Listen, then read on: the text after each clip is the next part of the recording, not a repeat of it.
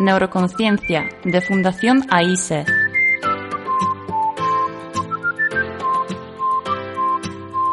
Con Juana Naya.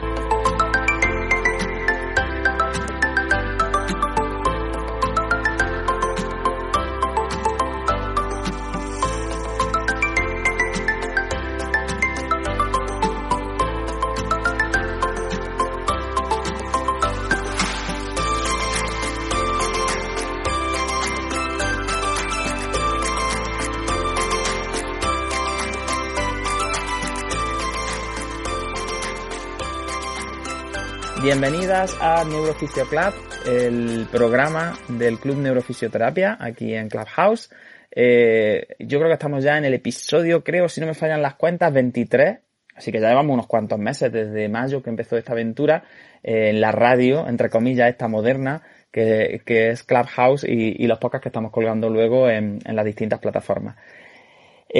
Hoy es 17 de noviembre de 2021. Hace ya rato que anocheció en Granada y estamos pues en una tarde-noche que creo que va a ser muy interesante porque el tema que hemos decidido sacar hoy a la palestra es cerebelo. Y bueno, cuento aquí con Yolanda, que ahora le pasaré la voz y que nos cuente un poquillo cómo le ha ido y tal, que es una gran especialista en cerebelo, pero sobre todo porque le encanta el cerebelo, ¿no? Y entonces, en el máster en neurofisioterapia de la Universidad Pablo de Olavide, ella se encarga de dar tanto la parte teórica como práctica de las entidades subcorticales que tienen más que ver con el movimiento, como son cerebelo y ganglios basales. Así que para mí es un placer contar esta tarde con ella y yo estoy seguro de que vamos a aprender un montón y por lo menos vamos a repasar y reflexionar sobre cosas interesantes de esta estructura. Agradeceros como siempre a la gente que nos estáis escuchando en el diferido, en el podcast, de verdad de corazón, que tenemos ya un montón de miles de reproducciones, tanto en Spotify como en iVoox, como en Apple Podcast, en Google Podcast también. Así que ya está. Yo soy muy pesado y siempre empiezo los programas igual, pero de verdad que me hace mucha ilusión que nos escuche tanta gente desde tantos sitios del mundo y que la neurociencia del movimiento pues esté llegando y esté interesando a tanta gente. Así que de verdad que animaos a participar. Ya sabéis que en redes sociales estamos en todas prácticamente como Fundación AISE, @fundaise con doble S. Yo soy @JuanaYaojeda, @YolandaColo, en fin, en la descripción del podcast siempre os dejaré nuestro Twitter, nuestro Instagram, por si queréis hacernos propuestas, que estamos de verdad encantados de recibir propuestas de temas, de opiniones que os ha parecido, que os gustaría profundizar más, que os gustaría profundizar menos. Así que de verdad que os animo de corazón a que nos escribáis, que nos hace mucha ilusión también, aparte ya de la información que nos dais, nos hace mucha ilusión recibir mensajes de gente por ahí que nos dice que nos va escuchando en el coche o mientras cocina o cuando está por ahí. Es como guay, ¿no? Bien, pues vamos a empezar sin darle más vuelta al rollo y presento a mi compañera Yolanda Colodro, neurofisioterapeuta de la Fundación AISE, coordinadora y profesora del máster propio en neurofisioterapia de la Universidad Pablo de Olavide. Y gran apasionada de cerebelo, tanto de la parte más teórica como de la parte más clínica. Buenas tardes, Yolanda, ¿qué tal? ¿Cómo ha ido la semana? ¿Cómo se plantea la tarde? Hola, Juan. Pues muy bien, la verdad que aprendiendo mucho en la fundación. Hoy lo comentábamos que al final pasan los años y parece que la neuro nunca deja de darte sorpresas y de hacerte aprender. Así que encantada de estar por aquí y ahí bicheando cosillas nuevas, pues por ejemplo para contaros, por ejemplo, de lo que he aprendido hoy de un paciente, ¿no? De un paciente que está valorando. Así que muy agustico de estar aquí contigo y con Moda y la gente que nos acompaña, pues como siempre, y muy contenta de que el podcast vaya avanzando tanto y que al final siempre se nos ocurran cosillas de las que hablar y de las que divulgar, no se nos acaba el carrete. No, la verdad que no, llevamos ya unos mesecillos, pero es verdad que la neuro tiene mucho que contar. Y bueno, por otro lado voy a presentar también a mi otra compañera neurofisioterapeuta, Mode Fernández, que está también por aquí y que nos irá acompañando a lo largo de la tarde. Mode, ¿qué tal? Ya te he dicho antes que me ha encantado el episodio que nos marcamos ahí la semana pasada sobre síndromes culturales y a ver esta tarde qué tal se plantea. ¿Cómo llevas la semana? Hola, buenas tardes a todos. Pues muy bien. Vamos a ver cómo se nos da hoy hablar de los 3 cerebelos, uno, no sé. Esto es como Padre, si Hijo y Espíritu descubriremos algo Santo, hoy. Mode. Esto es como la Santísima Trinidad. El cerebelo tiene de todo. Es 3 en uno y lo que haga falta. ¿A ti te gusta el cerebelo o no te gusta el cerebelo, Mode? A ver, cuéntame aquí. Confiesa. Sí,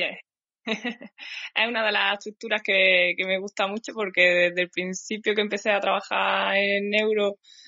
tuve la suerte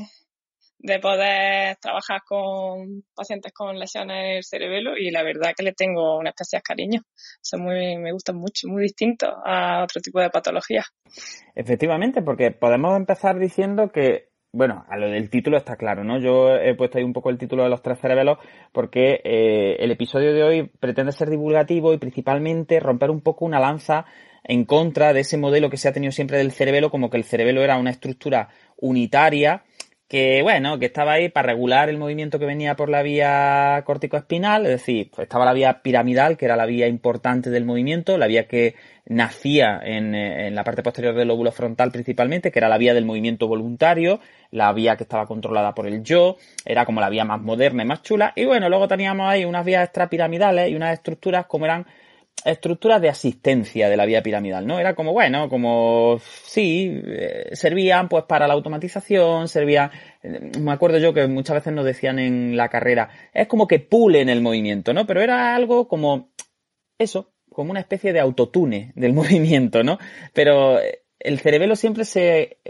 como que se esconde o se escondía en los cursos y en las formaciones a los que yo he ido, como si fuera una entidad muy, eso, pues muy anodina en el sentido de, bueno, del cerebelo, sí, sirve para la coordinación de los movimientos y tal y que cual, pero a lo largo de las últimas décadas, principalmente los últimos 20 años,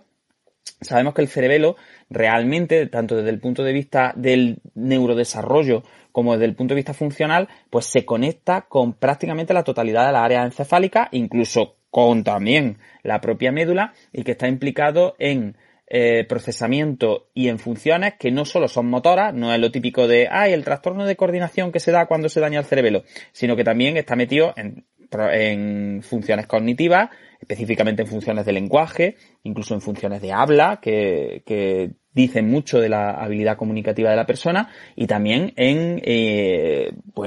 funciones sensitivas y en funciones incluso cognitivas de alto nivel. Entonces, por eso he puesto lo de los 3 cerebelos, porque queremos profundizar un poquillo en romper eso, en decir, no, cerebelo, hay mucho en el cerebelo, y hay un cerebelo que se relaciona más con la médula, y hay otra parte del cerebelo que se relaciona más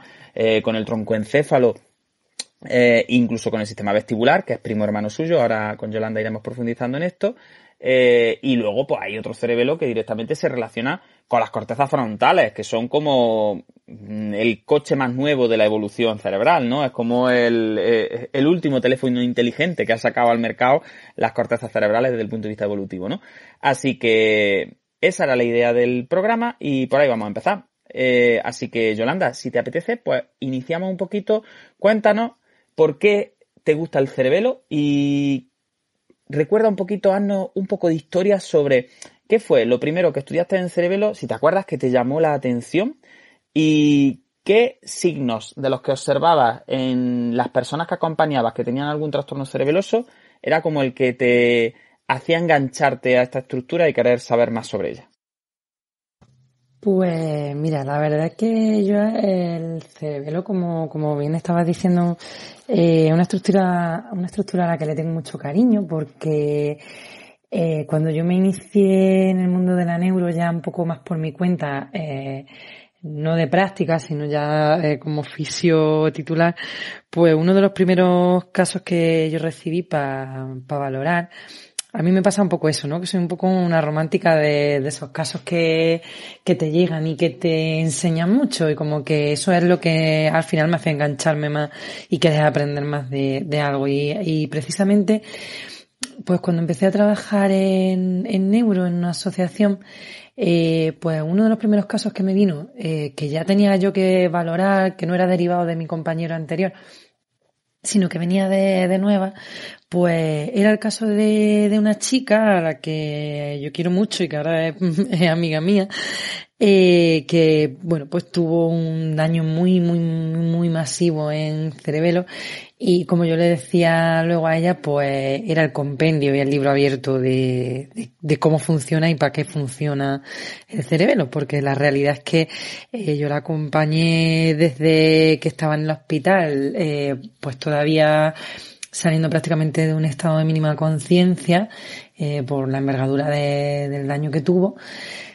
Y bueno, la acompañé como unos 3 años casi de evolución y es verdad que a mí me llamaba mucho la atención pues como ella y bueno y otros pacientes que luego iba teniendo con el mismo tipo de lesión, pues son pacientes que se parecen poco, como hemos hablado otras veces, a lo mejor al típico paciente que te explican que tiene un ictus, aunque a lo mejor la etiología pudiera ser la misma, ¿no? Pero te dabas cuenta que pese a que es una persona que puede moverlo todo, que es una de las grandes características que tienen los daños cerebrosos, ¿no? Que no te paralizan,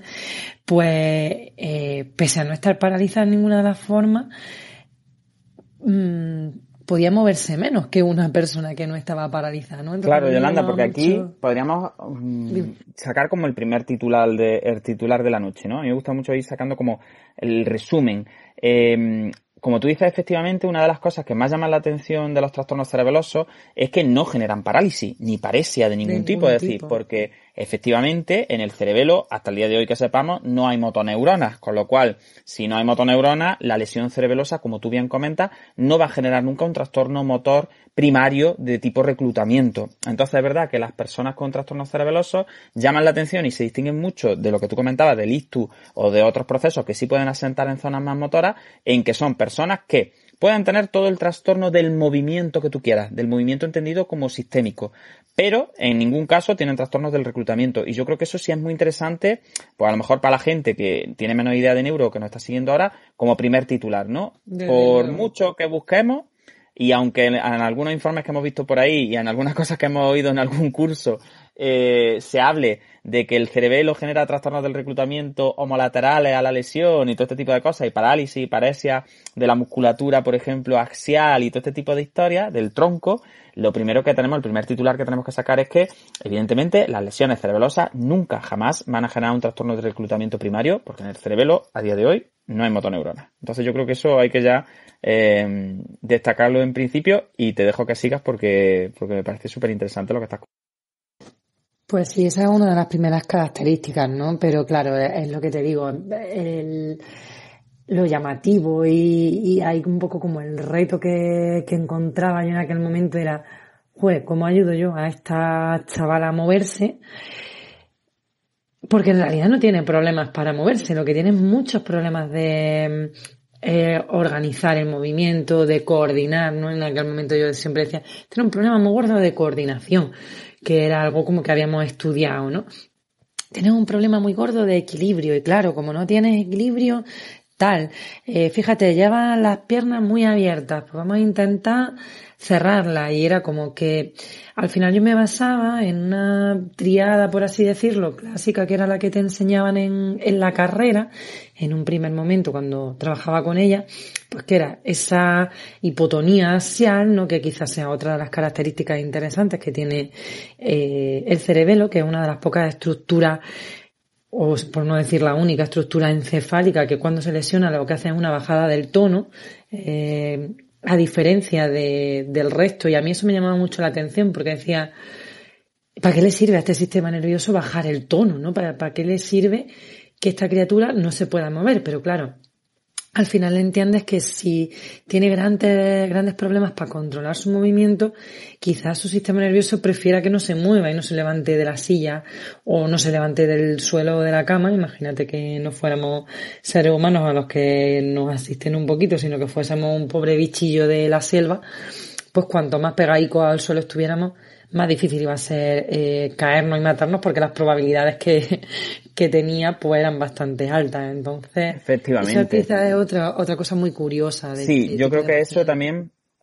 Es interesantísimo porque, como bien dice, y a lo mejor para la gente que nos esté escuchando, que no esté tan familiarizada con los términos, por hipotonía axial lo que entendemos es como que la musculatura del cuerpo, del tronco, tiende a estar como flojita, tiende a tener poquitos reflejos y tiende a tener una actividad como en reposo más bajita, incluso mientras van desarrollando movimiento, sea con las manos, sea con las piernas, sean empuje o lo que sea, se observa como que tienen el tronco, el cuerpo es blandito, el cuerpo es como que tuviera poca fuerza, aunque no es exactamente lo mismo fuerza que reclutamiento y evidentemente que tono. Y como hemos dicho antes, no hay ningún problema primario, esa musculatura no está paralizada, pero sí es verdad que tiene como menos nivel de activación. Es una musculatura que está como menos preparada de inicio para generar respuestas posturales como rápidas y adaptadas. Y como bien dice Yolanda,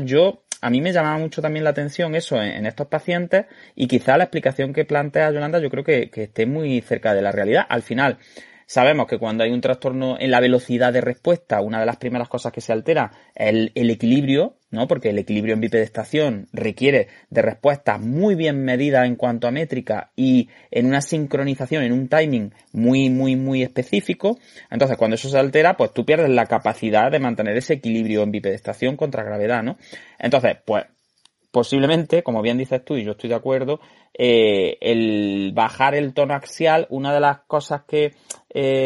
intente sea ir un poco contra esa vía vestibular que es tan antigravitatoria y que es de respuestas como muy explosivas, porque claro, si tiene un problema de enlentecimiento de la respuesta, de métrica y de timing, de temporización de la respuesta, al final a mí lo que me interesa es bajar los centros de gravedad, todo lo que se pueda, los centros de masa e intentar encontrar bases que sean como que más fáciles de gestionar que en el caso de tener unas respuestas posturales como muy, muy exageradas, ¿no? Entonces, yo creo que eso como segunda característica de esa famosa triada cerebelosa de la que tú hablabas, pues también es interesante decirlo, que a pesar de que sean lesiones del sistema nervioso central, las lesiones cerebelosas, y aunque la mayoría de las lesiones del sistema nervioso central cursen con un tono alterado normalmente hacia el alza, con músculos que están más apretados de la cuenta, en el caso del cerebelo, precisamente por las relaciones vestibulares que luego veremos, parece ser que lo más frecuente siempre es esa hipotonía axial, que vuelvo a repetir que no es más que eso, que una falta de activación en la musculatura del tronco, que es muy llamativa y que genera mucha imposibilidad funcional, ¿no? Al final es importante desde el punto de vista. Pues sí, es algo que es complicado de tratar y que a las personas además les genera bastante dificultad a la hora de moverse. Otro de los signos, si quieres por seguir avanzando un poco ahí en lo clásico que observaba, era pues esa descoordinación, ¿no? Que quizás bien entendía como lo que hoy, a día de hoy hablamos como dismetría, como falta de medida del movimiento, o falta de medida de la cantidad de reclutamiento y de fuerza que puede aplicar, pues quizás era otra de las cosas más curiosas, ¿no? Es como, los movimientos son como muy torpes, no están coordinados unos músculos con otros, hay veces que lanza la mano y se pasa, de hecho quizá un poco por hacer esa referencia, ¿no? A esta chica que yo te cuento, a mí siempre me hace mucha risa que contaba que su hermana adolescente le tocaba mucho la moral y que ella siempre la amenazaba con pegarle con la mano mala, que era la mano que menos controlaba, porque algo que es muy curioso, esa falta de control del movimiento, que generalmente es una forma de moverse como muy desmedida, como muy brusca, como tú estabas comentando, como muy tosca, muy fuerte, que yo siempre le decía, es que eso es las cortezas motoras hablando sin el filtro del cerebelo, claro, entonces no mide la fuerza que aplica y ella, ya te digo, siempre su amenaza era te voy a pegar un guantazo con la mano mala, porque como no la controlaba, pues a veces acertaba y a veces no, pero si acertaba, la verdad es que de remarcar que no hay tampoco un problema de fuerza, aunque en un primer momento parezca que están como blanditos, como tú decías, como que el tronco está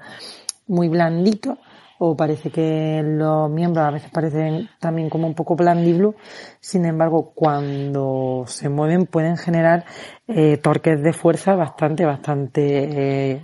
importantes, tampoco hay una alteración. Claro, además, como de hecho la aceleración no es bien gestionada y la inercia sobre todo no es bien gestionada porque falta esa temporización y un poco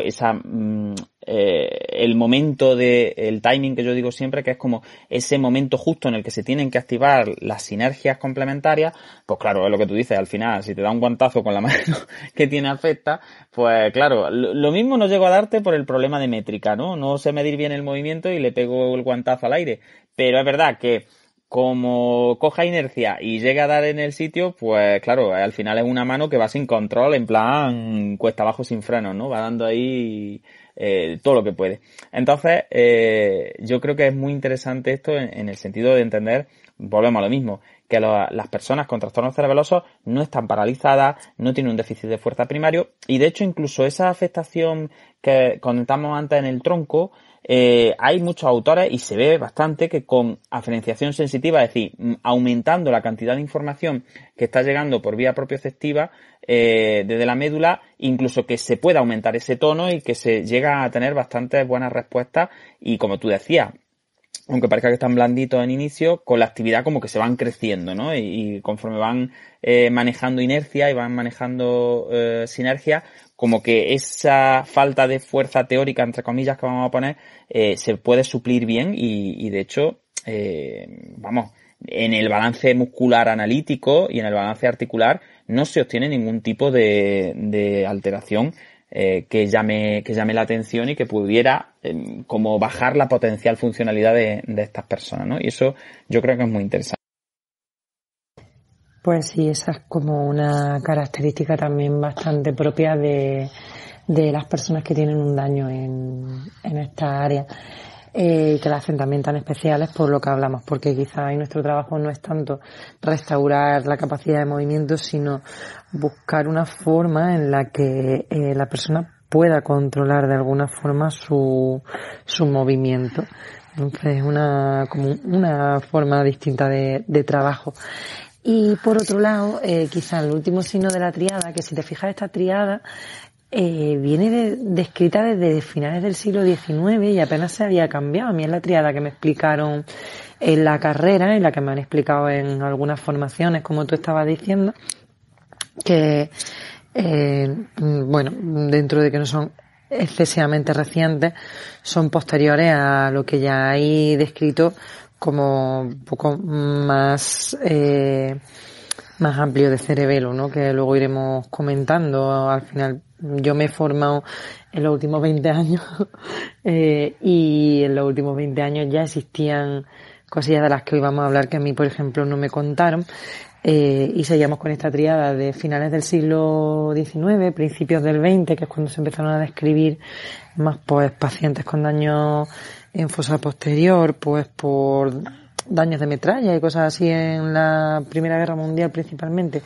aunque ya en el siglo XIX se habían descrito también. Y la tercera parte de los signos así más clásicos, ¿no? Si nos vamos a estas descripciones, sería la falta de equilibrio, como algo totalmente genérico, como si el equilibrio significara algo per se. Entonces, quizá ahí podríamos entrar, aunque sí que estuvimos hablando ya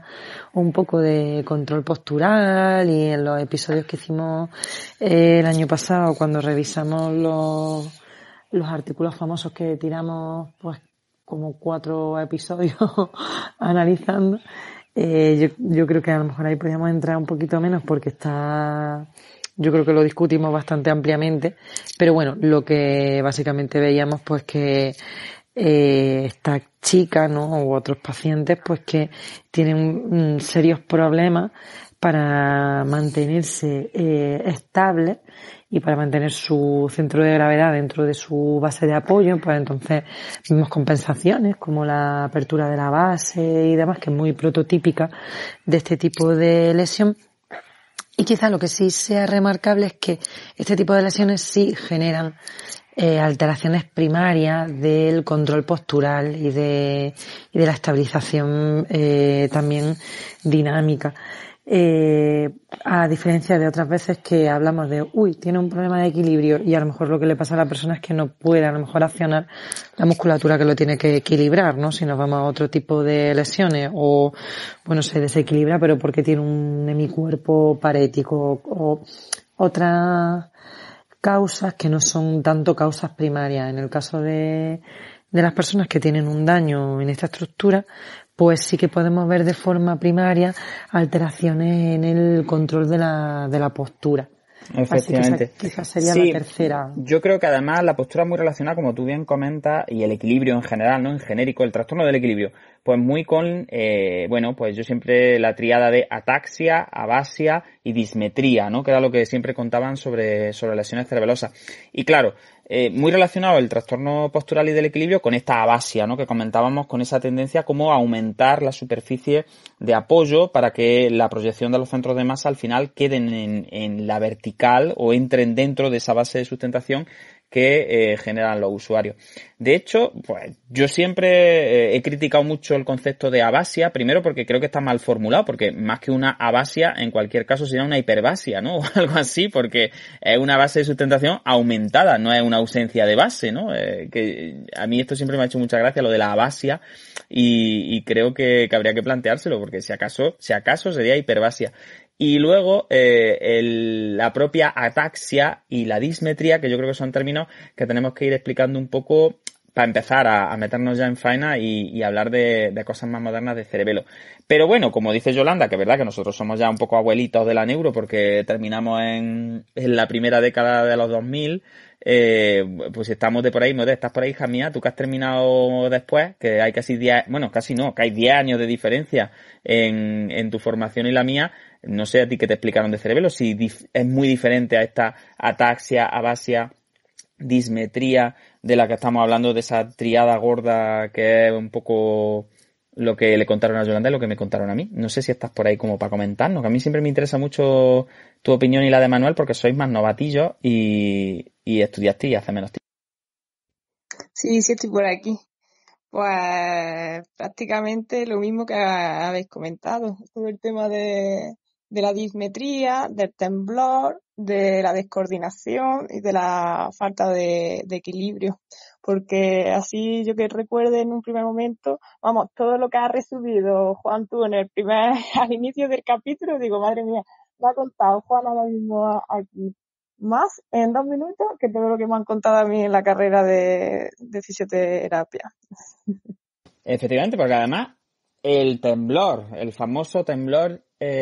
intencional, que era como el diagnóstico diferencial con los ganglios basales, ¿no? Porque los ganglios basales daban temblor en reposo y el cerebelo daba temblor intencional, temblor que empeoraba con la función, que ahora vamos a ir desarrollando esto, Yolanda, si te parece, pero ha hecho muy bien Moda en sacar otra de los signos capitales, ¿no? De cerebelo, que era ese temblor que nos decían siempre en la carrera. Si tiembla más cuando se mueve, es cerebelo. Y si tiembla más cuando está parado y mejora con el movimiento, son ganglios basales, ¿no? Todos estos truquillos que al principio parecía que iban a servir para algo y luego la clínica pues como que te tira un poquito abajo. Bien, pues antes de proseguir, vuelvo otra vez a animar a la gente que está abajo, que estamos bastantes, a que en cualquier momento solo tenéis que pedirnos la palabra y podéis subir a intervenir, ¿eh? Nos podéis interrumpir en cualquier momento. Yo no doy la palabra directamente porque sé que hay mucha gente que pone esto en modo radio y que está escuchándolo simplemente y está haciendo otras cosas y no me apetece ponerlo en aprietos, pero cualquiera solo tenéis que levantar la mano de verdad y podéis hablar pues de vuestra experiencia, de lo que sabéis de cerebelo, de, en fin, 1000 cosas, o preguntarnos o criticarnos, en fin, podéis hacer esto rico. Bien, Yolanda, pues si te parece, una de las primeras cosas que habría que empezar a tocar, también pues por seguir con esta parte crítica un poco de cerebelo antes de meternos en teorías más modernas, sería pues cómo esos trastornos del equilibrio, de la coordinación, muchas veces se definían incluso como la marcha del borracho, ¿no? Que decía aquí en España es muy típico, incluso en artículos y en libros y en recursos que son, incluso yo lo he visto por ahí en alguna tesis, ¿no? En alguna tesis doctoral, que eran como de cierto academicismo y de cierta seriedad, pues te encuentras todavía hoy en día a hablar de la marcha de la persona con afectación cerebelosa como la marcha del borracho, ¿no? Y como una descripción de este tipo de marcha, ¿no? Y yo sé que tú con eso tienes ahí una cruzada personal un poco que te cabreas bastante con lo de la marcha del borracho, así que yo creo que por terminar esta parte crítica, pues podemos hablar un poco de eso, de cómo muchas veces los trastornos del equilibrio, de la postura, han sido catalogados de formas como más,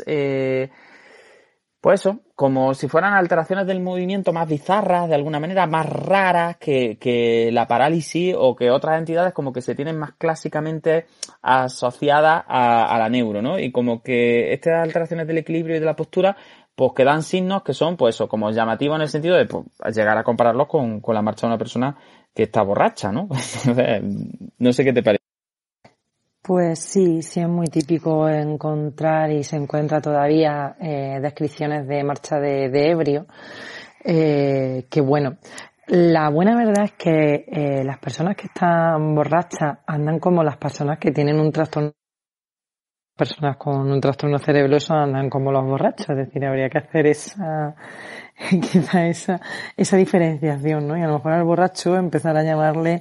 que hace una marcha tásica o una cosa así en vez de al revés. Efectivamente, porque es la realidad, es decir, la realidad es que el borracho a lo mejor tiene una marcha tásica, pero no la gente con lesiones cerebrosas tiene la marcha del borracho. Lo que pasa es que, claro, yo creo que como los borrachos son más frecuentes y por desgracia los tenemos más asociados aquí culturalmente, son más frecuentes de ver, pues por eso yo creo que se ha hecho la asociación al revés, sí. Pero es verdad lo que apunta. Sí, es verdad que es una asociación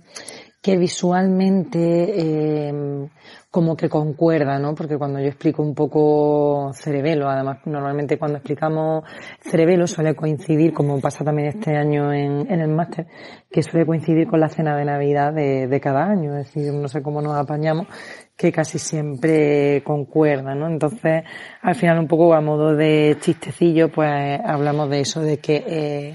el alcohol es una droga al final igual que otras muchas y que una de las zonas que antes se intoxica por el alcohol son las células de Purkinje. Entonces el cerebelo empieza a mal funcionar, el pobrecito, y tiene un trastorno funcional cuando nos emborrachamos. Entonces, pues, cuando nos emborrachamos, a veces sí que aparecen signos de, pues, que el cerebelo está procesando mucho más lento, de lo que debiera. Y entonces, pues, aparece, pues, una marcha similar a la que tienen las personas que tienen este trastorno, pues, que se caracteriza un poco por todos esos signos que estabais hablando, Mode y tú, que son los signos clásicos, por ese problema de mantener una base de sustentación estrecha, con lo cual pues vamos como un poco espatarraillos, con esa descoordinación entre mi cuerpo, con esa dificultad de coordinación entre los propios segmentos corporales, con lo cual la marcha se convierte como en un poco lo que tú dices, en algo un poco como bizarro, como muy llamativo, porque es como muy descoordinado, muy bailongo. Y luego pues con esa dificultad de mantener el control postural y el equilibrio, que hace que al final uno vaya como un poco tambaleándose, buscando no perder tanto ese centro de gravedad dentro de la base, ¿no? Entonces yo siempre hablo en el máster de esto, vale, el daño cerebeloso puede, bueno, no, al revés, el daño funcional del cerebelo provocado por el alcohol puede simular una ataxia. De hecho, el resto de cosillas que hablabais, pues por ejemplo, de ese temblor intencional, pues si todos nos hemos emborrachado alguna vez un poco más de la cuenta, pues ya hemos visto lo que cuesta meter la llave en la cerradura, ¿no? Pues imagínate, pues eso multiplicado por una lesión vera dentro del órgano y no tanto una lesión funcional. Entonces, bueno, se podría llegar a comparar en el sentido de que cuando uno se emborracha lo que está haciendo es tocar al cerebelo, tocarlo bastante y bueno, y a otras estructuras. Pero, ya te digo, quizá porque sea lo más frecuente ver borracho o porque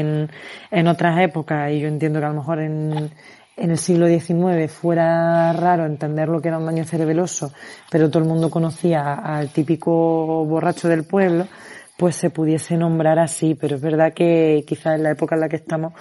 deberíamos dejar de etiquetar a la gente, sobre todo con cosas tan peyorativas, ¿no? Como estas, porque yo entiendo que al final, pues que tú tengas una degeneración cerebrosa y encima el típico fisio gracioso de turno te ponga en tu informe pues que llevas en marcha de borracho, pues quizás no te siente muy bien. Pues sí. Bueno, si os parece, dejamos un poquito ya la historia oscura del cerebelo, como le podríamos llamar, ¿no? Hemos hecho un repasillo sobre los signos clásicos, hemos hablado de qué se sigue enseñando un poco en los centros educativos todavía, por lo menos lo que nos llega a nosotros a la Fundación AISE. Y si te parece, Yolanda, pues vamos a hablar un poquito de la estructura del cerebelo, porque una de las cosas que llama más la atención y que comentábamos antes en la previa es cómo tendemos a pensar que el cerebelo, que es una estructura muy grande, que quizás sería lo primero que tendríamos que llamar la atención. Yo le recomiendo a todo el mundo que vea una neuroimagen, un corte coronal de la zona temporal media en la que ya se ve que es que prácticamente hay más cerebelo que sesos, es que es muy llamativo. Entonces, primero, que es una estructura muy grande, y segundo, que exactamente igual que el cerebro,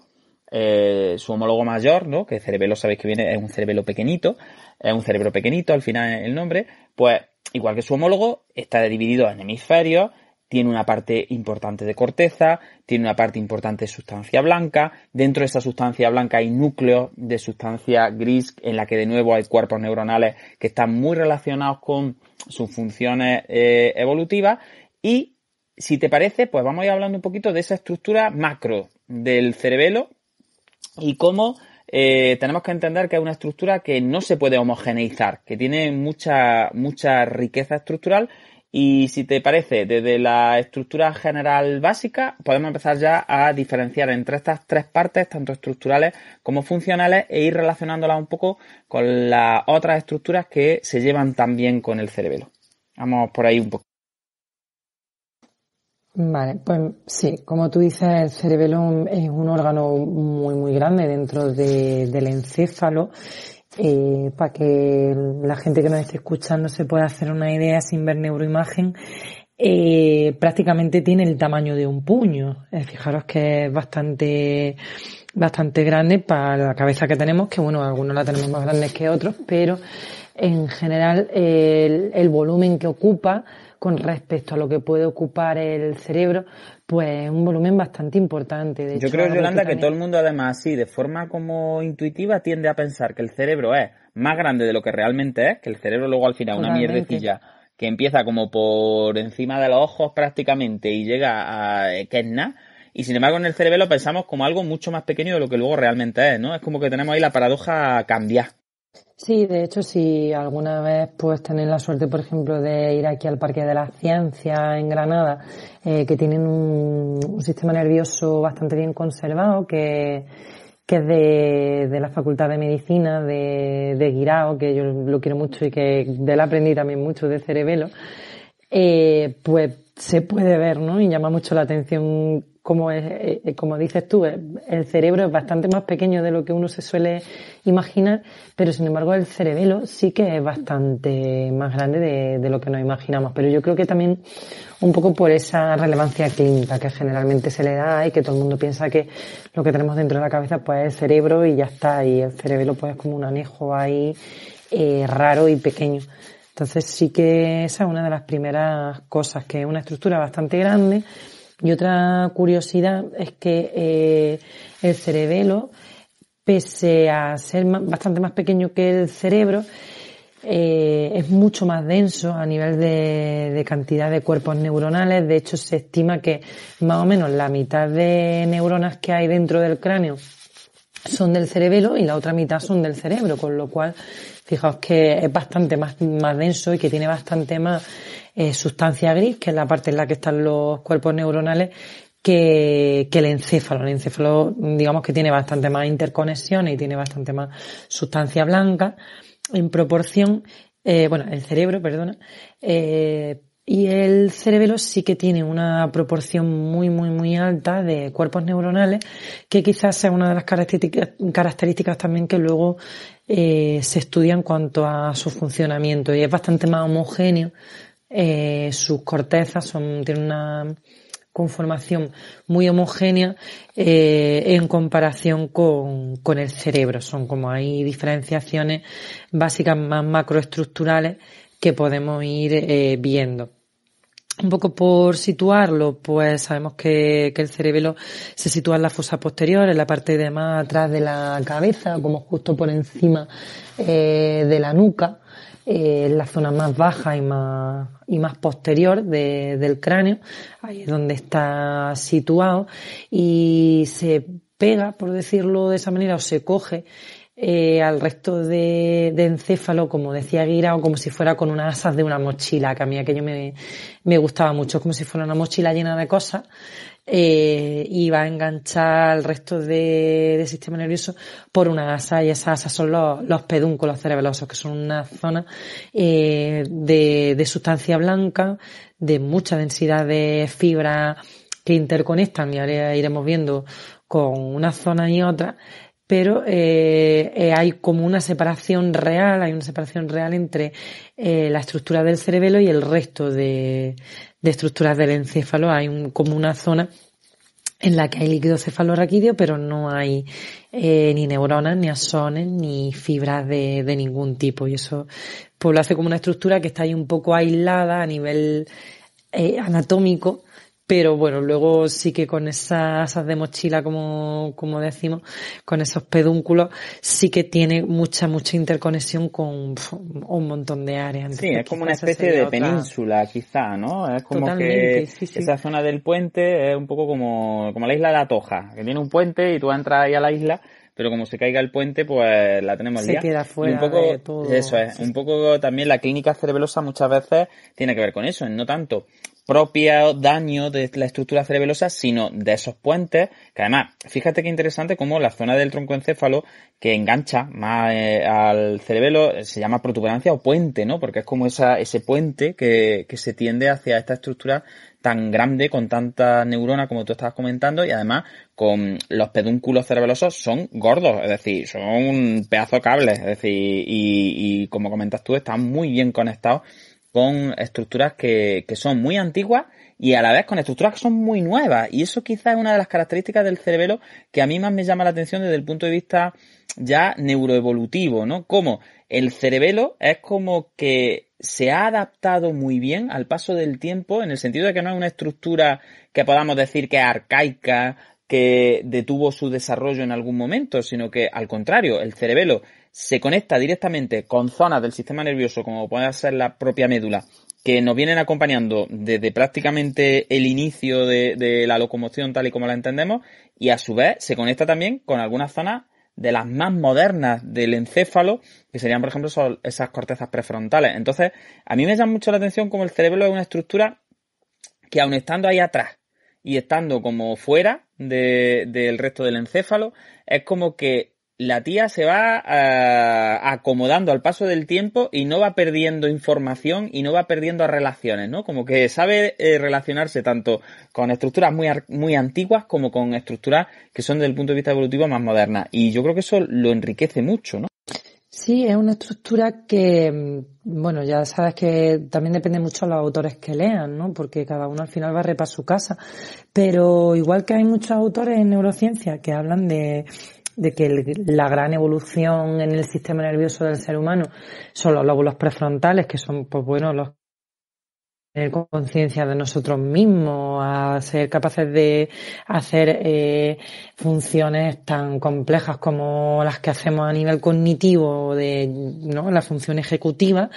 Sin embargo, otros autores que hablan más de cerebelo dicen que no, que la estructura que más ha evolucionado en el ser humano con respecto a los animales es el cerebelo, porque ha multiplicado, no recuerdo exactamente si por 5 o por 6 su volumen con respecto a otros mamíferos que son similares. Es decir, parece ser que, y es verdad que si tú ves, por ejemplo, disecciones de cerebelos de animales, ahí sí que son cerebelos muy pequeñitos, como muy poquita cosa con respecto al cerebro del ser humano. Es una estructura que efectivamente ha evolucionado mucho y que ha crecido mucho con la evolución. De hecho, pues,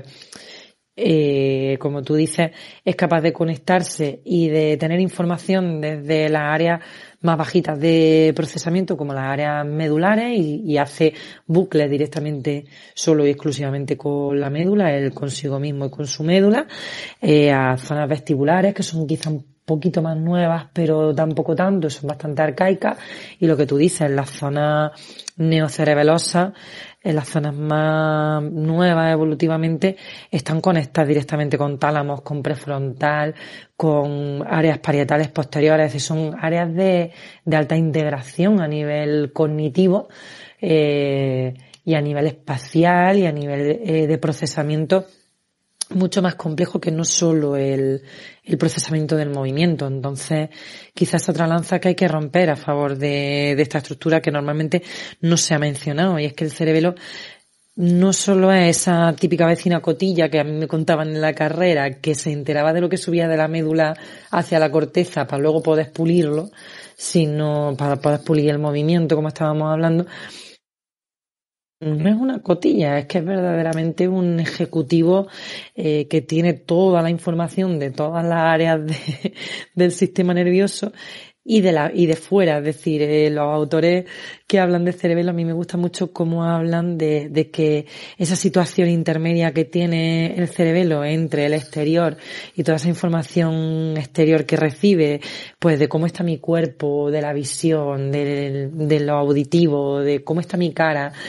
de cómo está la aceleración de mi cuerpo con respecto al entorno. Es decir, toda esa información de entorno contrapuesta con toda la información que también es capaz de recibir de la área encefálica y de esa área cognitiva, lo hacen estar en la mejor situación para ser el órgano perfecto, que yo creo que lo es, para poder adaptar nuestro comportamiento a las condiciones externas y a las condiciones contextuales, y quizás para mí ese sea verdaderamente la esencia del cerebelo y no pues esta tríada clásica que estábamos hablando, que se quedaba muy en el movimiento, sino que si yo tuviera que describirlo de una forma básica, y hablando pues de esas interconexiones que tú dices, pues yo daría esa referencia, ¿no? Que el cerebelo al final es la máquina perfecta que tiene el sistema nervioso para poder adaptar cualquier comportamiento que queramos hacer salir, ya sea más motor, más de tipo cognitivo o de lo que sea, comunicativo, a las condiciones que en este momento está teniendo el entorno, y a mí eso me parece una maravilla. Sí, yo creo que a mí me llama mucho la atención las teorías que había estructurales sobre que parecía como que se estaba acabando el espacio dentro de la cabeza, y entonces como en la fosa posterior es cierto que evolutivamente, como tú comentabas, en mamíferos el cerebelo no se había expandido tanto, pues como que no quedaba más remedio que creciera por el cerebelo, ¿no? Y ahí hay un montón de hipótesis curiosas sobre por qué es cierto que esta estructura en un bicho como nosotros, que tampoco es que seamos el acabose del movimiento, porque en fin, porque tampoco es que desarrollemos unos movimientos tan complejos en nuestra vida cotidiana, aunque la bipedestación y la marcha son movimientos bastante complejos desde el punto de vista de gestión de equilibrio y de gravedad, pero es como, si parece que el ser humano lo que va evolucionando es cada vez a pensar más y a moverse menos, y el cerebelo sigue avanzando y sigue desarrollándose de forma paralela a la evolución técnica de la especie, ¿no? Entonces es muy curioso. Yo estoy de acuerdo contigo, y sobre todo vamos ahora a entrar un poquito en el cerebelo como agente proactivo, no el cerebelo como tú decías, como anejo a la vía piramidal y como estructura que lo único que hace es recoger el movimiento y pulirlo en referencia a las falencias que tiene, ¿no? Yo creo que desde el punto de vista de estructurar, ¿no? En referencia sobre todo al título del programa, y además en ese comentario ahí un poco breve que has hecho tú, podemos decir que el cerebelo obtiene información tanto desde la médula, como tú comentabas, el solico de los receptores que le dan información sobre la posición de las estructuras, le dan información sobre el grado de tensión de las distintas estructuras, y como que saca una información privilegiada muy rápida y que no tiene por qué ascender a conciencia, que esa es otra de las cosas que yo creo que es más interesante en Cerebelo, cómo el tío puede procesar información que utiliza de forma activa para corregir nuestra postura y para lanzar patrones de movimiento sin necesidad de que Juan, de que el yo consciente se entere en ningún momento ni tenga capacidad de procesar esa información, ¿no? Entonces, uno de los cerebelos importantes sería ese cerebelo medular o espinal, ¿no? Que está tan relacionado con los patrones automatizados ya de locomoción, con la capacidad que tenemos de caminar o de correr y realizar esas tareas sin prácticamente tener que prestarle atención, ¿no? Y que esas tareas estén graduadas, estén adaptadas y sean relativamente flexibles a los cambios contextuales sin necesidad de que nosotros estemos pendientes todo el rato de lo que estamos haciendo, ¿no? Que esa quizá también sea una de las capacidades que más problemas funcionales crea en la gente que tiene lesiones cerebelosas, ¿no? Esa capacidad de poder estar en la automatización y dedicar sus cortezas frontales a otras cosas mientras las automatizaciones se desarrollan de forma efectiva. Luego ese segundo cerebelo, que sería el cerebelo vestibular. De hecho, hay autores que dicen que el cerebelo surgió como una expansión del propio sistema vestibular, que parece ser que evolutivamente es más antiguo todavía que él. Entonces, pues cómo obtiene esa información privilegiada que tú comentabas de las aceleraciones de la cabeza, del movimiento angular de la cabeza. Ya sabemos que el sistema nervioso está obsesionado con el mantenimiento de la mirada en horizontal, pues porque sabemos que tenemos dos ojos y que esos dos ojos tienen que estar en una posición adecuada para poder procesar la información visual de manera más rápida. Entonces ahí el sistema vestibular, los ojos, los colículos superiores son estructuras que tienen mucho que ver con el cerebelo. Y luego estaría ese tercer cerebelo, que es el cerebelo más cognitivo, que cuando se afecta pues da alteraciones en funciones que a priori serían, pues como tú comentabas, funciones de las zonas más nuevas del sistema nervioso, en concreto de los polos frontales y de las cortezas prefrontales, que esos polos frontales prácticamente solo aparecen en la especie humana desde el punto de vista estructural y son funciones pues relacionadas con la resolución de problemas,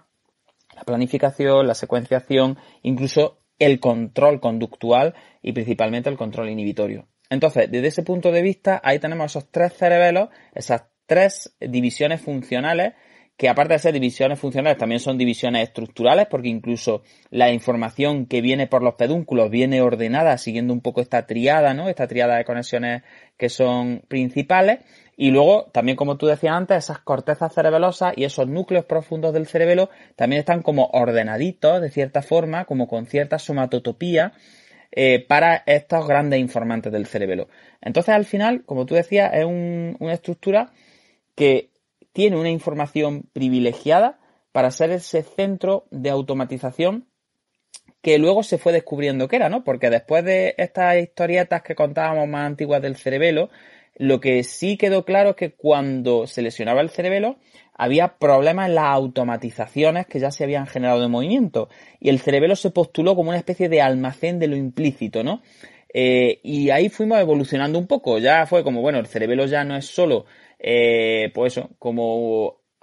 un autotune del movimiento, que coge el movimiento que viene por la vía piramidal y lo enriquece con las aferencias propioceptivas que tiene y con lo visual y tal, y bueno, y pule ese movimiento, sino que ahora además el cerebelo por sí mismo ya es como el almacén de movimientos que yo he aprendido a lo largo de mi vida. Y cuando se produce esa lesión cerebelosa, como que esas automatizaciones también se pierden, ¿no? Y a partir de ahí fuimos poco a poco hacia modelos más predictivos, como decía Yolanda, y hacia modelos más activos de cerebelo que yo creo que son dignos de mencionar. Así que si te parece, pues podemos hacer un resumen así divulgativo sobre qué tiene que decir el cerebelo de la anticipación postural, de sus relaciones con cortezas premotoras, que al final son muy chulas, y sobre todo qué tiene que decir el cerebelo en cuanto a los modelos ya no solo de feedback, que todo el mundo tenía claro, que informaba sobre lo que estaba pasando para cambiar el curso del esquema de movimiento que estaba ocurriendo, sino también de feed forward, es decir, también en esos modelos anticipatorios de qué preveo o qué tengo yo previsto que va a pasar y si hay alguna alteración en ese modelo, cómo se generan las correcciones. Yo creo que eso quizás sea lo más rompedor en relación al cerebelo, como ya no es solo un elemento pasivo, un elemento que recibe información y que apoya a la vía piramidal, sino que el solico también incluso puede anticiparse y puede generar modelos internos de movimiento que sirven para hacer correcciones al final, ¿no? Pues sí, si quieres lo vamos comentando todo ahí más o menos un poco por orden. Si ves que me dejo algo, tú me vas diciendo. Un poco así por seguir el hilo de lo que tú has ido comentando, pues esa estructura, ¿no?, que tú dices es como de 3 cerebelos distintos. Es interesante que la gente que lo escuche no piense que estamos diciendo que hay 3 cerebelos, sino que hay como 3 grandes divisiones anatomofuncionales en el cerebelo, un poco dependientes del desarrollo, como tú decías, a nivel evolutivo, concuerdan con las divisiones de desarrollo ontogénico del cerebelo, en esos grados de cuáles eran las partes más antiguas del cerebelo que se desarrollaron hace más años evolutivamente y así. Y esto concuerda conforme tú estabas hablando también con la parte funcional, con quién se relacionan más estas áreas cerebelosas, cuáles son sus informantes principales. Y bueno, pues eso va a marcar un poco también qué es lo que tiene que decir cada área con respecto al movimiento principalmente, y también, pues como tú ya estabas anticipando un poco, a la cognición. Si lo dividimos así un poco rápidamente, desde las más antiguas a las más nuevas, las partes más antiguas son las que se les llaman vestibulocerebelo, las que están más relacionadas, como tú estabas comentando, con el vestibular, pues porque, como tú dices, al final el funcionamiento es muy, muy íntimo entre una estructura y otra. Y si os vais a ver alguna imagen del cerebelo, pues esa parte vestibular, las cortezas de esa parte más vestibular, son unas cortezas que están como mucho más internas, más pegadas, como si dijéramos, a esa parte posterior de la mochila, a la que se queda un poco luego como al aire libre, cerca del troncoencéfalo. Al final las cosas se sitúan cerca de donde van a tener que informar y ser informadas. Y es una estructura que se llama nódulo flóculo-nodular, lóbulo flóculo-nodular, que a mí me parecía un poco trabalengua las primeras veces que lo nombraba, y ahora bueno, pues me sigo trabando, pero cada vez un poco menos. Como tú decías también, cada área tiene como un núcleo cerebeloso profundo que está más relacionado, aunque si bien es cierto que, excepto el dentado, que sí que es un núcleo, parece bastante más nuevo y que sí que tiene más que ver con el neocerebelo, el núcleo del fastigio, que es el que más está relacionado con el vestíbulo-cerebelo, también lleva alguna cosilla del siguiente, del espinocerebelo. Al final como que hace algún mezcladillo, pero tiene también su porqué y tiene su interés. Al final estas zonas se encargan más de procesar, como tú estabas diciendo, cuáles son las aceleraciones que mi aparato vestibular está registrando, y claro, necesita también contraponer esta información a otras informaciones del espinocerebelo, porque el espinocerebelo, ya lo vamos anticipando un poco, se va a encargar más de traer la información somática, la información principalmente de posición propioceptiva de los miembros, del tronco y del cuello. Entonces, claro, algo que le interesa mucho al sistema nervioso, como tú estabas diciendo, es mantener la mirada la vertical, y también la mirada, la mirada en vertical, la mirada consensuada y conjugada, porque eso también es importante, no ver doble, y que ambos ojos estén organizados entre ellos mismos. Y organizar eso también con respecto a tu propio movimiento, porque si no te marearías. Si al final los ojos se van para un lado mientras tú estás moviéndote y eso no se organiza de alguna forma, pues acabaríamos muy mareados, que es una de las cosas que le pasa a las personas que tienen daño en esta zona. Entonces, claro, como al sistema nervioso le interesa mucho esa estabilidad de la mirada, y también que el vestibular se desestructure y se acelere lo menos posible, porque es un órgano que da una información, como tú decías, como muy explosiva, tiene que es una curiosidad que creo que puede resultar chula, tiene que comparar cuál es la posición de mi cabeza con qué aceleración está sufriendo mi cabeza, porque con eso podemos diferenciar si lo que se está cayendo es la cabeza con respecto al cuerpo, es decir, a lo mejor estás pegando el típico cabezazo mientras estás echándote la siesta, o si es la cabeza acelerándose directamente hacia el suelo, no es la cabeza con respecto a tu propio cuerpo. Y claro, esto es muy importante a la hora de poner, como estábamos hablando, las medidas de equilibrio y de control de la postura, ¿no? Porque al final el sistema nervioso está obsesionado con la mirada, pero también está muy obsesionado con no dañarse el mismo, con lo cual esa información es muy valiosa, hacia dónde se acelera la cabeza y si eso te está acercando más o no al suelo. Esa sería como la primera parte, el vestíbulo cerebelo. Entonces, pues claro, esta zona se va a encargar mucho de las reacciones posturales, ya va a tener mucho que ver con el equilibrio, va a tener mucho que ver con el aumento de tono antigravitatorio, que es lo que cuando luego se daña vemos pues esas personas que hablábamos con hipotonía axial, como que parecían un poquito más blandiblue. Y luego va a tener mucho que ver también con la coordinación entre la visión y el movimiento propio de la cabeza, ¿no? Y propio del cuerpo, con lo cual ahí tenemos como una primera zona que se encarga como de cosas muy primarias pero que son muy importantes.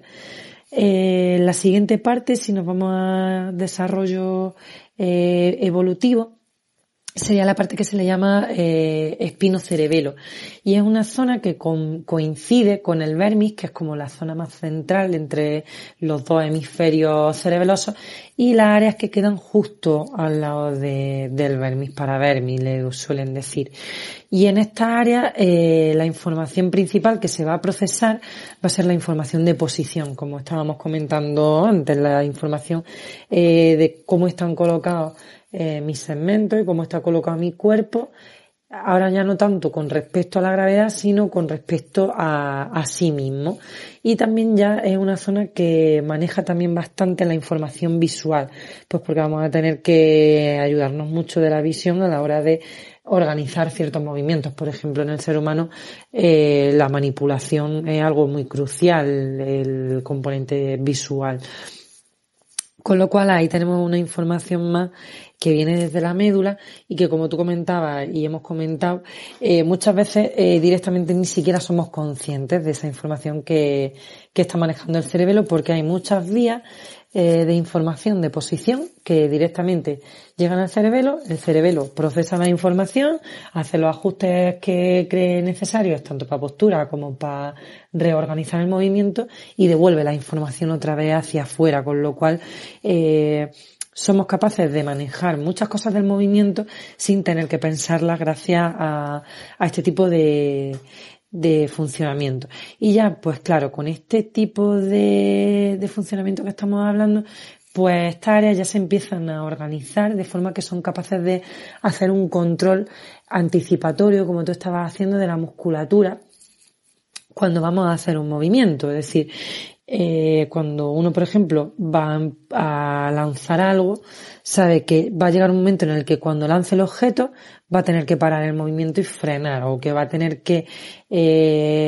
controlar a la musculatura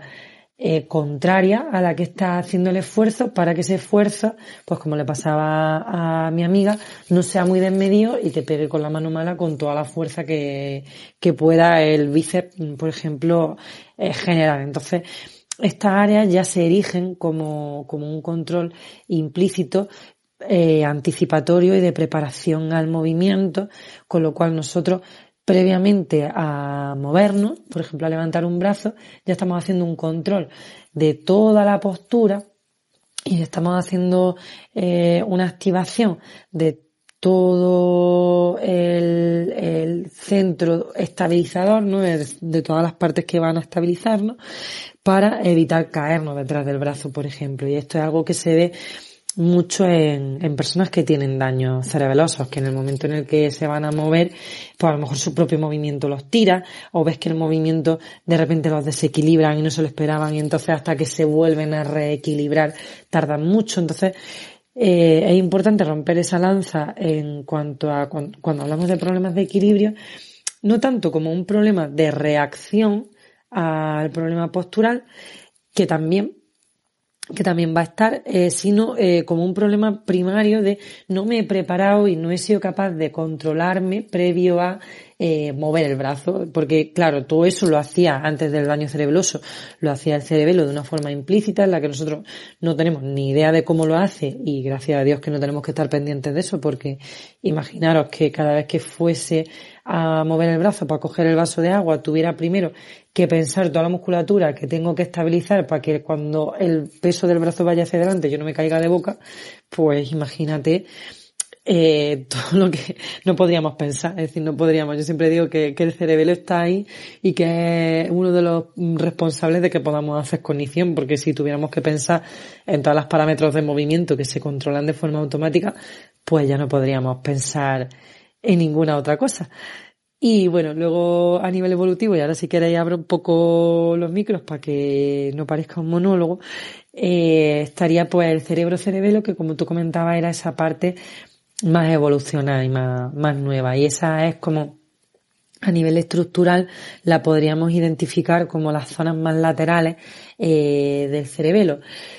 dentro de los dos lóbulos. Es interesante también remarcar que hay una diferenciación también entre la parte más anterior y la más posterior, en cuanto a que la más anterior del cerebelo es más motora y la más posterior es más cognitiva, con lo cual, aunque el cerebro-cerebelo tiene mucho que ver con la parte ya de control cognitivo, de automatización de procesos cognitivos, por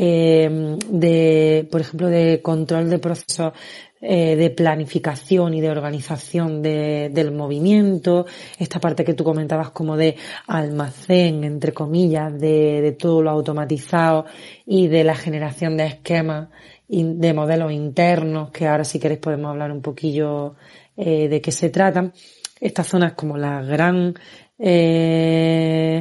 protagonista de esta función. Es la protagonista también ya de la sincronía del movimiento, de ese timing que tú hablabas, de cuándo tiene que entrar cada movimiento, que forma un poco parte de ese plan, en qué cantidad de movimiento tengo que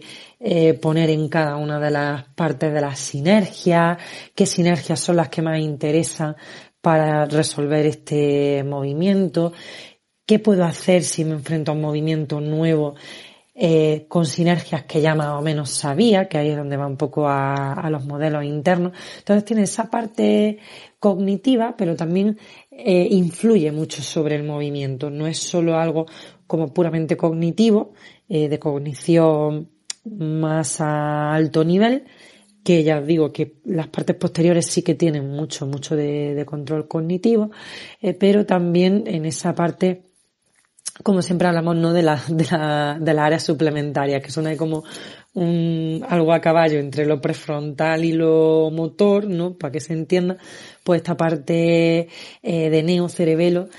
pues tiene esa parte también como de rollo suplementaria, ¿no? De hecho, pues son áreas que se llevan muy bien con la suplementaria y con la premotora a la hora de organizar el movimiento. Es un poco como la parte que veníamos a hablar de cuáles son los tres cerebelos y más o menos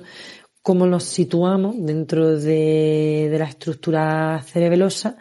y cuáles son sus funciones prioritarias. No sé si se ha quedado muy claro, si yo lo he liado mucho o cómo lo habéis visto, Juan. Bien, es decir, yo creo que más o menos nos podemos hacer una idea de las conexiones que, bueno, se han ido desarrollando a lo largo de estas últimas 2 décadas y que, bueno, pues forman esas 3 grandes ejes funcionales que yo creo que han quedado clarísimos, ¿no? Esa parte más vestibular, la parte más espinal y luego la parte ya más cerebral, ¿no? De hecho, como curiosidad, pues eso, estas 3 partes reciben el nombre de los informantes y de las zonas a las que se van, pues eso, y podemos hablar de vestíbulo cerebelo, espino cerebelo y cerebro cerebelo, ¿no? Que esto es una cosilla pues que sirve muy bien así como regla mnemotécnica, porque como siempre digo, en la neuro intentamos utilizar nombres fáciles y que hablen rápido de las vías. Fíjate, Yolanda, que a mí, si te parece, aunque sea solo por nombrarlo y ya nos metemos un poquillo más en aspectos cognitivos, que quizás sea la parte de cerebelo que nos interese presentar más, porque fíjate, son ya las 9:15 casi, pero a estas conexiones tenemos que unir algunas que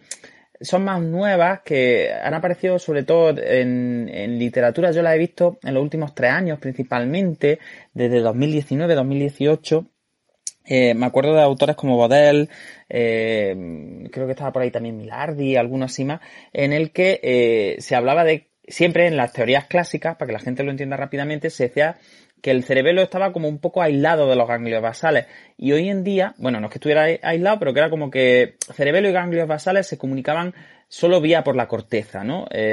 Y hoy en día, y aunque no vayamos a entrar en eso porque quizá es un poco más específico y se prestaría a un capítulo propio, sabemos que hay conexiones recíprocas entre cerebelo y ganglios basales que no tienen que pasar directamente por la corteza y que quizá, entendiendo un poco cómo van estas conexiones, pues podamos ampliar la perspectiva que tenemos de los trastornos del movimiento, ¿no? Incluso las explicaciones más modernas sobre la distonía, que la distonía siempre ha sido como puramente de ganglios basales y era como uno de los arquetipos, uno de los síndromes que seguro que le dedicaremos en algún momento a algún capítulo porque es apasionante y muy misteriosa la distonía. Pues eso era como el arquetipo de ganglios basales y sabemos que posiblemente el cerebelo también tenga que ver con el desarrollo de este tipo de entidades. En concreto, y ya os digo, solo como curiosidad, yo recuerdo que hice una charla durante el confinamiento. El año pasado estuve hablando en Neuronap sobre bueno, pues eso, como la ejecutiva, la función ejecutiva también bebía mucho de las funciones cerebelosas y recuerdo pues eso, que como mínimo se habían descrito ya en los últimos 3 años 2 grandes vías que ponían en contacto los ganglios basales y el cerebelo de forma prácticamente directa. Recuerdo que había una vía que iba vía subtalámico y desde el subtalámico por núcleo pontino iba directamente a las cortezas cerebelosas y luego volvía otra vez a tálamo. Es decir, fijaros, un bucle completamente directo entre subtalámico, núcleos pontinos y el dentado. Y de dentado de nuevo a tálamo. Y había otro bucle que era como un poquito más enrevesado, pero que al final, pues que tenía también mucha lógica, y era el propio núcleo dentado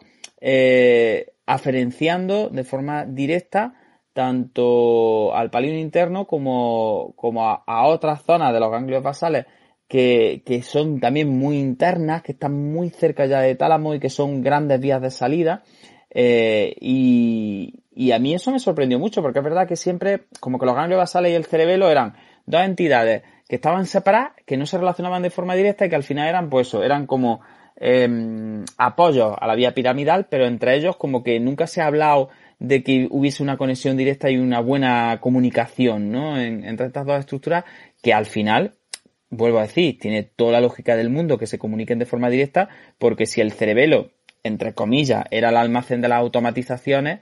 los ganglios basales eran los generadores de esas automatizaciones, porque los ganglios basales sabemos que son especialistas en descubrir patrones de activación, ¿no? Entonces, si el cerebelo, como antes decía Yolanda, está obsesionado en prevenir es mejor que curar, en sabiendo la información que tengo previa porque me he movido muchas veces y he obtenido aferentación e información muchas veces de mi movimiento, en cuanto pasa algo que yo no preveía que fuera a pasar, pues lanzo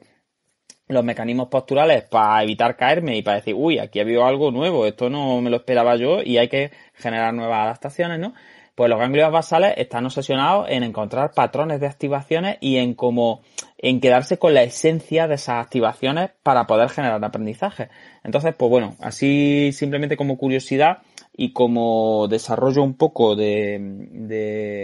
nuevas vías para que veáis que no todo se queda en estos 3 cerebelos, sino que habrá 4 cerebelos y 5 y 6 y se irán descubriendo más al final, porque esta estructura de verdad que está, bueno, está muy bien informada y muy bien relacionada con muchos puntos del sistema nervioso.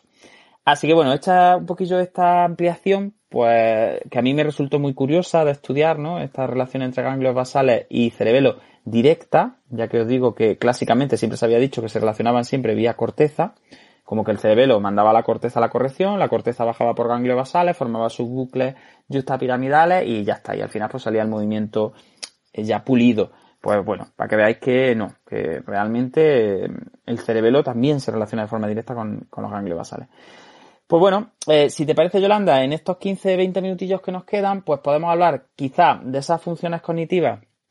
que se han desarrollado a partir del movimiento, porque yo creo que es muy interesante estas hipótesis que a lo mejor son más pues de autores como Koziol, ¿no? Que yo creo que hay que ya nombrar directamente si estamos hablando de cerebelo, cómo el movimiento quizá fuera la semilla que hizo que se engendrara la cognición y cómo aspectos más cognitivos de neocerebelo y de neocorteza, ¿no? Del neocórtex, en el sentido pues de esas capacidades de las que tú hablabas antes, de planificación, de abstracción, futurización, pues inhibición conductual, todas esas características tan modernas, al final requieren de la expansión de las funciones de cerebelo y ganglios basales que eran de movimiento y cómo estas estructuras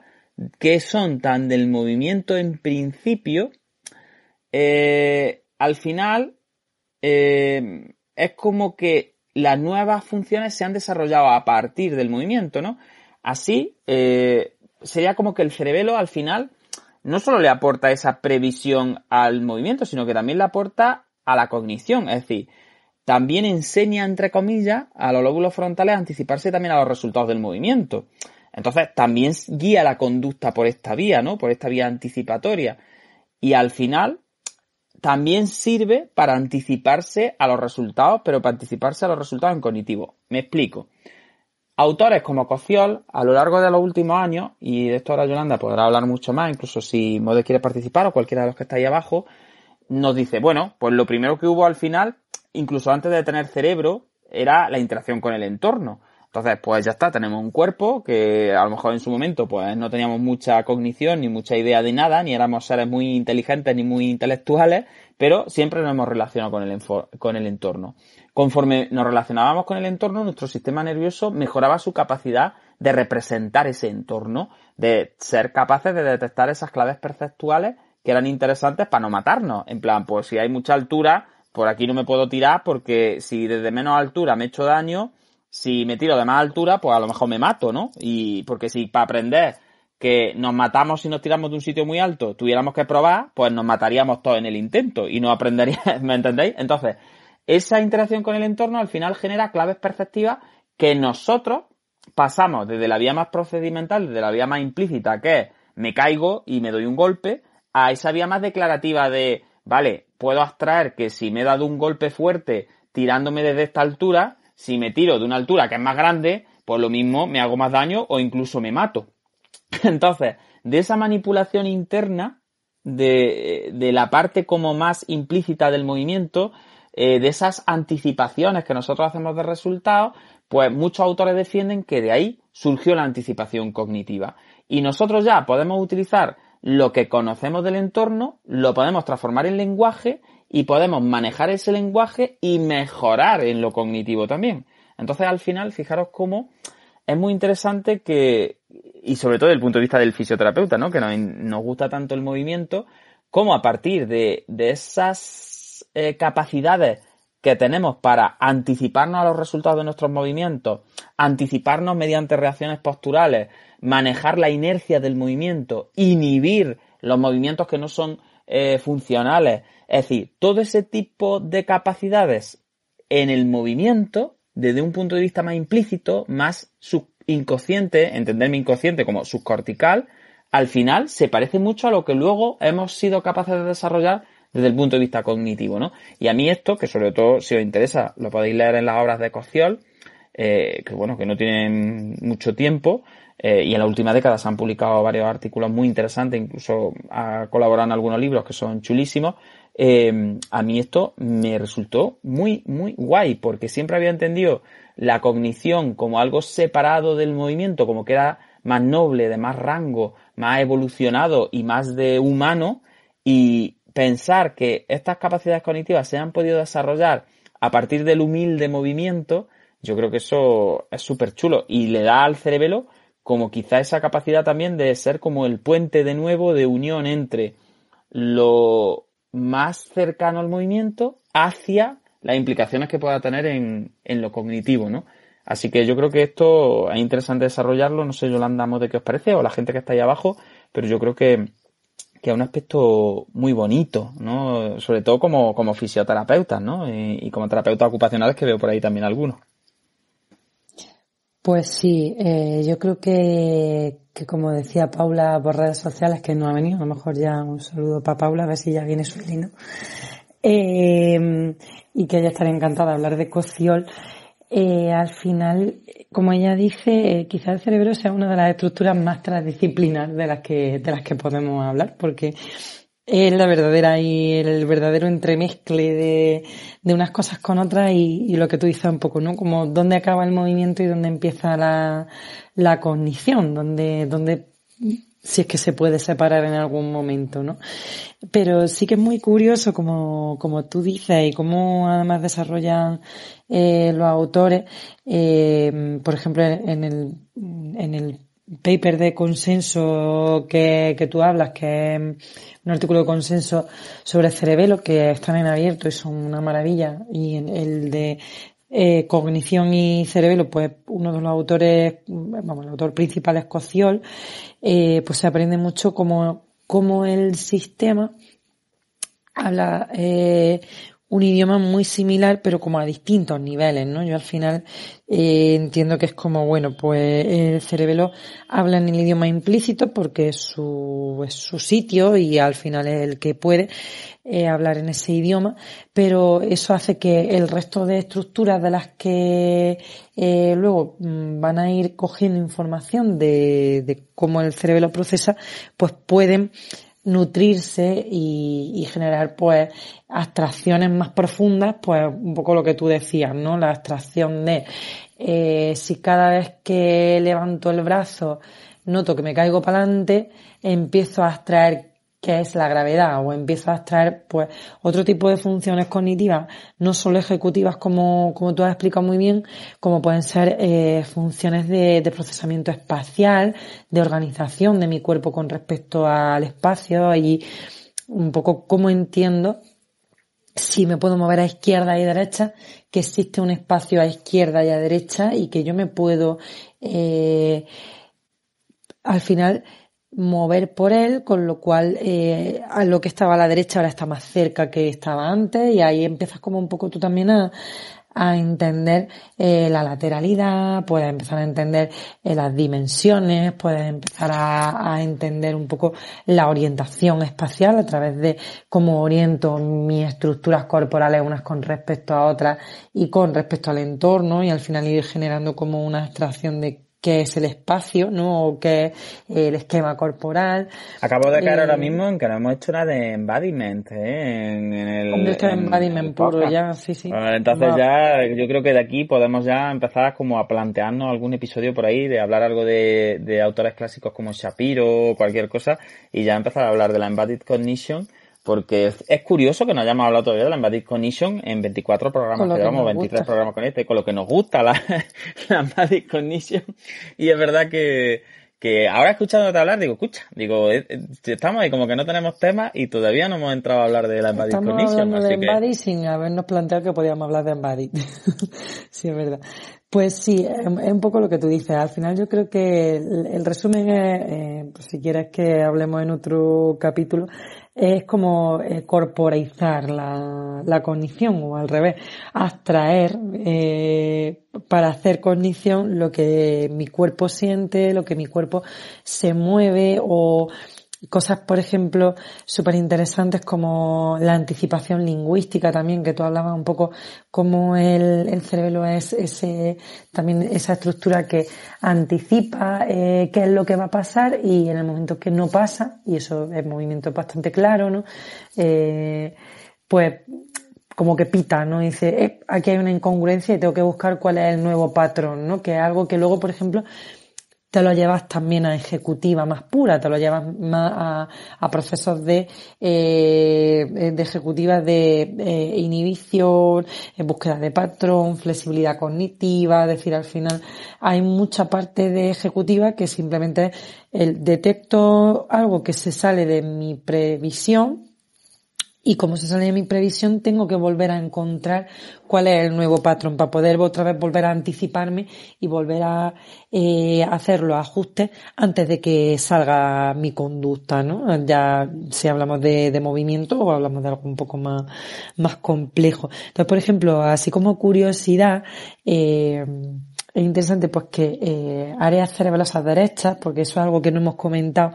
que el cerebelo está como dado la vuelta, es decir, lo que en el cerebro está en la derecha, por ejemplo, el control del hemicuerpo izquierdo o la atención hacia en los campos, o más, bueno, más la parte de espacial, ¿no? De cognición espacial, en el cerebelo está al revés.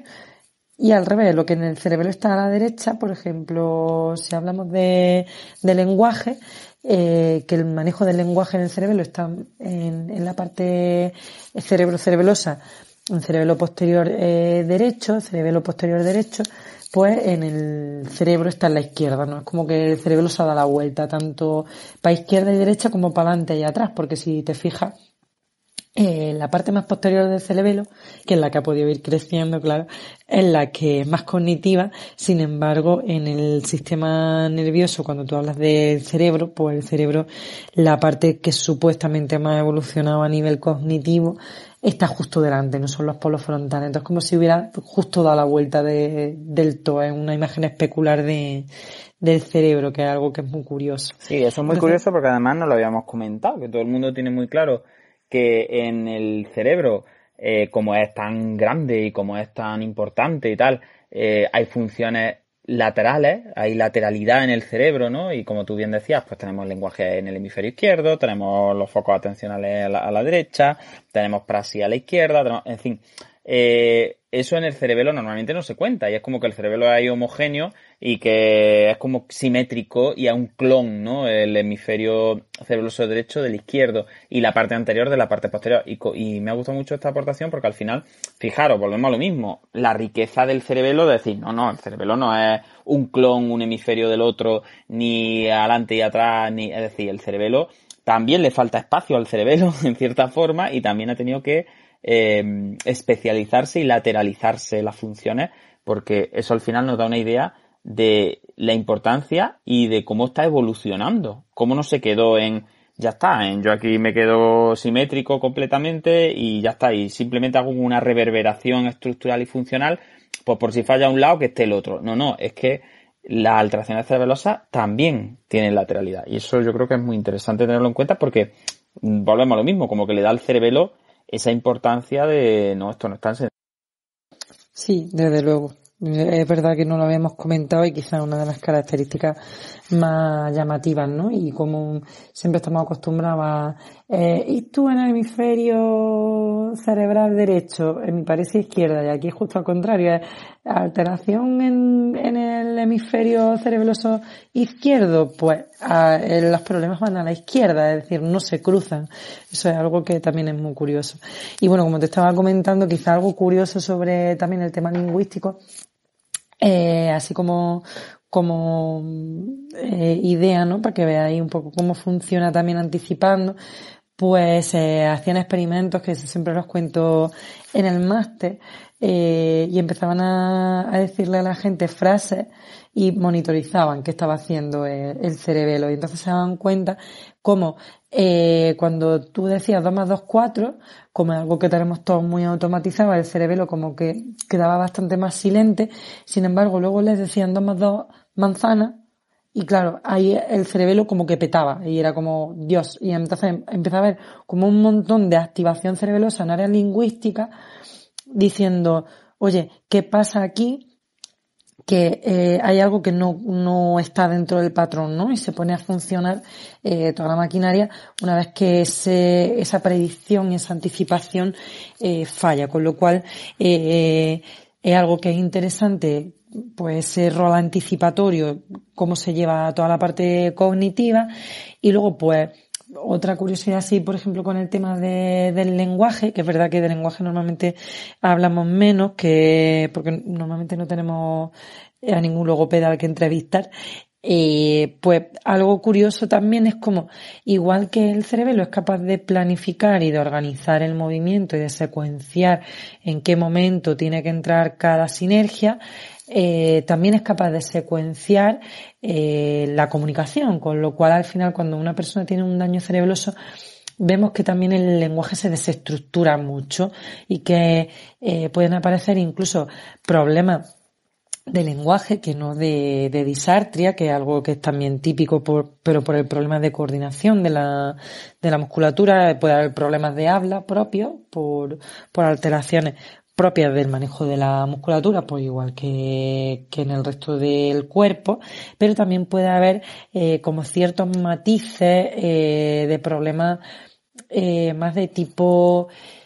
ya te digo, como de organización del movimiento y, por ejemplo, algo que a mí me resultaba también muy curioso es como cuando las estructuras más implícitas, más de movimiento se lesionan, también puede haber problemas en las búsquedas de palabras cuando usamos los bucles fonológicos, y eso yo lo he probado con mis pacientes y es así a modo de curiosidad, ¿no? Y es muy cierto. Esto es que si yo te digo, por ejemplo, que tú me digas una serie de palabras, dime todas las palabras que puedas, y hay dos formas de pedirlo, ¿no? Generalmente, una es de categoría, que sería algo más semántico. Esta no se suele dañar demasiado, a no ser que le pidas categorías más relacionadas con el movimiento, por ejemplo, verbos, ahí sí que suele haber algún problemilla. Pero, por ejemplo, si se lo pide desde el otro punto de vista, que es el más cercano al movimiento, que es el bucle fonológico, es pues dime todas las palabras que te sepas que empiezan por la F. Si tú te das cuenta, cuando al final tienes que hacer como esa reverberación que tú decías, como esa búsqueda de la palabra, tienes que buscar el movimiento, tienes que hacer como farola, foca, y tienes como que hacer una reverberación primero de la F, aunque sea a nivel mental, ¿no? Evidentemente no lo estás haciendo como lo estoy haciendo yo. Entonces, pues ese tipo de procesos cognitivos pues también se ven alterados, pues problemas de incluso más de tipo perceptivo de la verticalidad, que ya lo estuvimos hablando en los episodios de la teropulsión. Entonces, como que al final el cerebro lo afrenta mucho a la parte cognitiva, y algo que también quiero remarcar para que no se nos quede en el tintero es que también esa modulación y esa adaptación que hace el cerebro también se ve relacionada con los aspectos más emocionales y más límbicos, que al final es algo que también a veces nos dejamos un poquillo atrás, y podemos ver alteraciones de tipo la habilidad emocional o alteraciones conductuales, pues desinhibiciones, o a veces se relacionan algunas alteraciones cerebrosas con algunas conductas más de tipo ya rozando lo psiquiátrico en algún caso, y es interesante también pues que lo tengamos en cuenta, que esa modulación que hace, como hemos ido hablando a lo largo de la tarde, del movimiento, y ese mantenimiento de la adaptación de mi comportamiento y de mi movimiento al entorno, pues también influye sobre aspectos más emocionales. Entonces quizás esta sea la parte menos conocida, ¿no? Esta parte más cognitiva y más límbica. También es poco conocida la parte de manejo, de coordinación de todo el tema de la mirada que estábamos hablando previamente, porque se sale un poco de lo que nos han explicado más, que es lo puro de movimiento, que de todas formas en movimiento también hay mucha tela que cortar, ¿no? Yo creo que esto da para estar hablando aquí muchos más días. Efectivamente, Joana, pues es verdad que yo creo que, bueno, el cerebelo es una estructura que ya nos ha quedado claro que tendríamos como para tirar una temporada hablando cada día pues de un signo, y fíjate que apenas hemos hablado de clínica y que hemos estado como muy teóricos en el planteamiento, pero yo creo que lo que nos queda claro sobre todo es que ya no es que haya 3 cerebelos, sino que hay muchos más cerebelos. Es decir, esta estructura sale un poco del anonimato y de estar ahí bajo detrás de esa cortina de homogenización de lo extrapiramidal, ¿no? Como comentaba yo al principio del capítulo. Y bueno, y yo creo que nos queda claro, pues a lo largo de esta hora y media que llevamos, que hay mucha tela para cortar, como tú bien dices, y que Cerebelo pues se merece, pues sí, que pues hagamos algún capitulillo de vez en cuando hablando de algún signo. Podemos hablar de síndromes específicos cerebelosos, que los hay muy interesantes, algunas neurodegenerativas cerebelosas que son también, pues eso, tienen una dificultad brutal a la hora de interpretarlas y a la hora de tratarlas. Así que bueno, que este episodio sirva un poco como para estrenar la neuroanatomía funcional cerebelosa, aunque hayamos estado hablando sobre todo principalmente de estructura, pero yo creo que si algo queda claro en lo que hemos hecho eso es que eso de que el cerebelo lo único que hace es afinar el movimiento y ser el almacén de las automatizaciones y que todo lo que hace tiene que ver con los motores y ya está, y movimiento para arriba y movimiento para abajo, que no es del todo cierto y que, bueno, que nos vamos a lenguaje puro, nos vamos a cognición y nos vamos a anticipación y en todos los niveles. Así que bueno, yo si os parece, con las horas que son, creo que es hora de recoger ya el hato, como dicen en mi tierra, cuando vamos a la aceituna, hay que recoger el hato ya de la neurofisioterapia por hoy. Muchísimas gracias a la gente que había estado abajo. Si alguien quiere hacer alguna intervención así de última hora, pues estamos encantados, podéis solicitar la manita, y si no, pues bueno, Yolanda, ha sido un placer como siempre, el tiempo pasa volando cuando estamos hablando de cosas interesantes, el cerebelo se lo merece todo, y ya está, y que nos sirva esto pues para plantear temas nuevos, ¿no? El tema de Embodied Cognition yo creo que puede estar súper chulo, y aparte el tema de cerebelo desgranando un poquito más ya, yendo a clínica, ¿no? A ¿qué pasa cuando hay una lesión principalmente en vestíbulo cerebelo? Pues el paciente puede tener estas cosillas, se le puede ayudar de esta forma, todo ese tipo de cosas yo creo que se prestan un montón, y luego pues bueno, se nos quedan en el tintero cosas interesantísimas como las diasquisis cerebelosas, como un montón de conceptos chulos que giran en torno al cerebelo, pero que yo creo que por lo menos ya hemos dejado intuir un poco. Así que nada, muchas gracias Yolanda, ya solo me queda despedirme y bueno, espero que haya sido un ratillo entretenido y bueno, que podamos repetirlo pronto. Sí, yo quedo a vuestra disposición. Ya sabéis que a mí este tema me gusta mucho y además los alumnos me sufren mucho con este tema. De hecho, mi tema que ha salido ahora, ya las pobrecitas me pusieron el otro día una cara a los que había de práctica en la fundación porque les casqué 70 páginas de información más los anexos y cosas que al final me dejo siempre en el tintero. Así que sí, yo creo que da para los capitulillos que queráis, para hacer diferenciaciones, que quizás también sería algo interesante entre infantil y adulto, porque sí que, como estábamos hablando, no hay del cerebelo cognitivo, pues dependiendo de la edad que tiene la persona, también ese peso es mayor o menor en ese desarrollo cognitivo. Yo creo que eso también es algo a remarcar.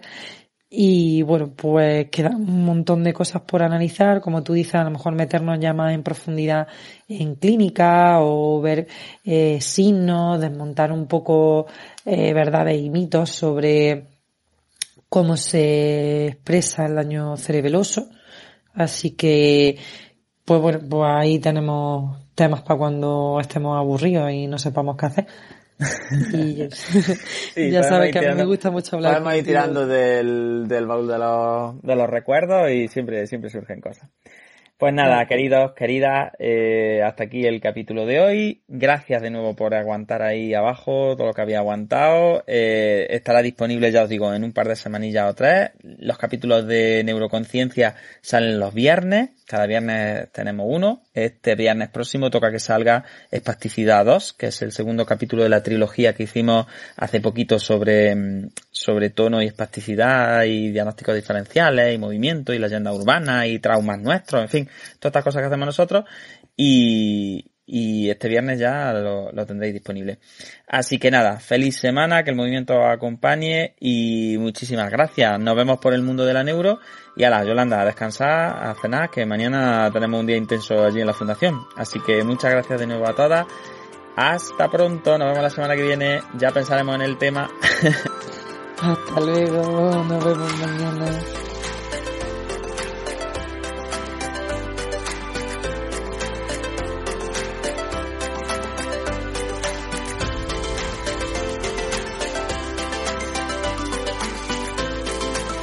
Neuroconciencia, del caos a la sinergia.